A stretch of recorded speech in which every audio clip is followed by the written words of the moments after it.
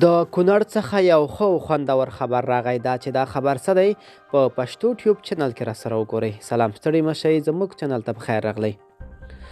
په کونړ ولایت کې هغه کسان نیول شوي دي چې غوښتل یې پاکستان ته د دغه ولایت قیمتي لرګي چاتراش قاچاق کړي.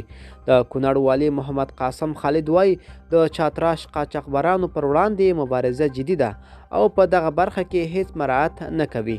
هغه وویل نږدې څو ورځې کې د افغانستان اسلامي امارت ځواکونو له لوري د قاچاقو او د قاچاقبرانو سره همکارۍ په تور 15 تنه نیول شوي دي. هغه ویلي چې نیول شوي کسان یې خپل زندان ته لیږدولي دي او ټینګار کوي چې قانوني چلند به ورسره وشي.